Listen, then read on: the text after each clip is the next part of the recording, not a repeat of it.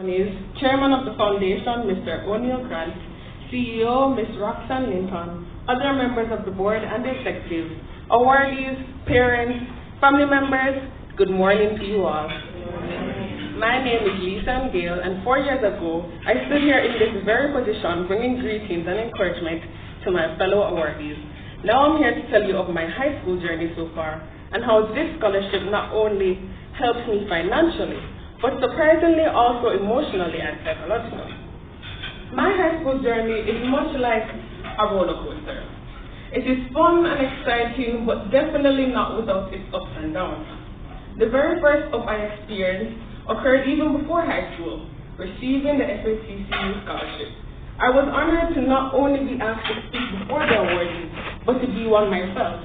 I was being invested in because I'm a rounded person who does well academically and in all other areas.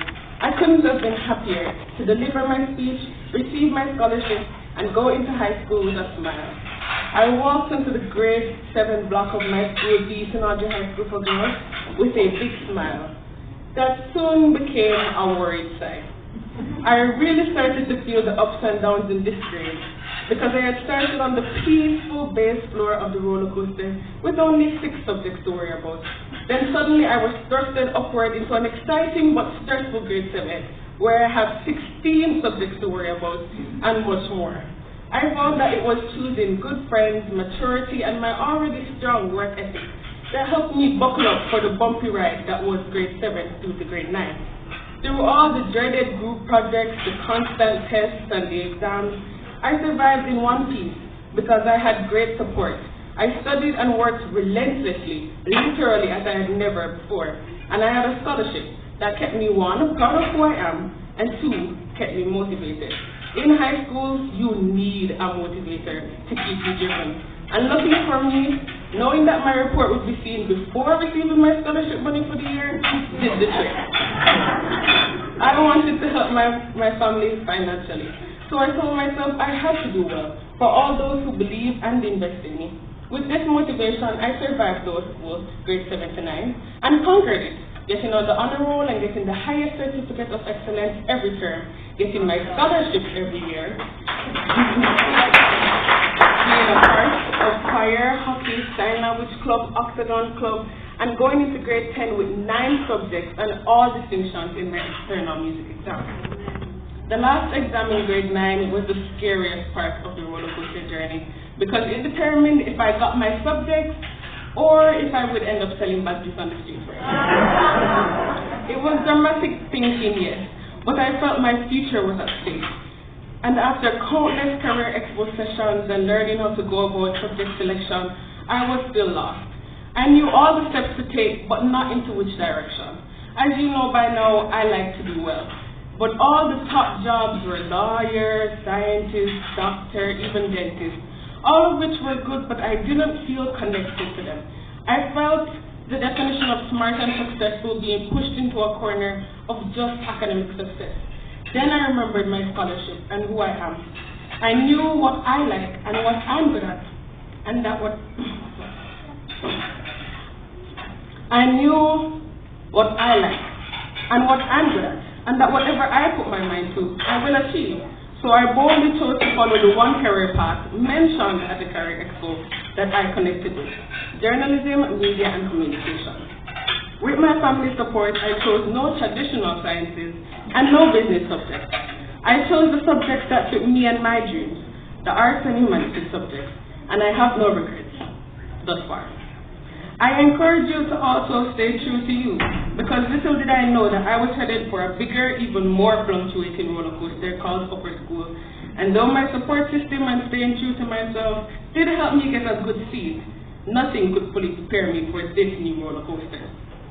Grade 10 was by far the hardest year of high school because of one factor: C-Sec. Grade 10 came with SBAs, changing teachers, sleepless nights, and a workload so big you could swim in it. It was as if I had stepped through a portal into another universe. Suddenly, everything was different now. The grading system changed, the workload, the teachers, the approach you had to take, everything. The beginning of this year was the hardest adjustment period. It was a painful but much needed wake-up call to all of us who, after conquering lower school, were getting comfortable and a bit complacent. As saying goes, what doesn't kill you makes you stronger. And truly, that was my motto throughout grade 10. My first term was not the best, and I even fell off the honor roll for the first time. I was devastated, but determined to overcome this downfall, and I did, miraculously getting almost all A's on my end of the report, which anyone in upper school will tell you is not an easy feat. Now I am the president of Sign Language Club and the exec of my choir. I'm still writing, performing, and staying true to myself. And next week I will still have to break this upper school roller coaster head on in grade 10 and face big bad CSEC. If I was to give 3 tips on how to conquer CSEC-based upper school exams, I would say, 1, do your homework and assignments for you and not your teachers. 2, pay attention in class and write your own notes. And 3, when you're studying, read the textbooks first, especially the ones that say for CSEC or CSEC preparation. Do not let those books stay on the cupboard or in the bookshelves at home. Please don't. They will save lives, trust me. I could give you many more tips that work for me, but my journey is not your journey. Nor will you experience the same ups and downs. But I want you to know that you earned this, that you are seen as worth investing in. You are being blessed so you can bless others. Do amazing things. Do anything you put your mind to. What I want you to take from my journey is that high school is no walk in the park, but nothing you can't conquer if you're willing to work hard enough and if you simply believe in yourself. I want you all to see this scholarship as a constant motivator that will instill in you a perseverance spirit even onto the working world. Most importantly, I want you to remember to always stay true to yourself, especially during this period in your life where it's very easy to lose yourself, so easy to be discouraged and to fall.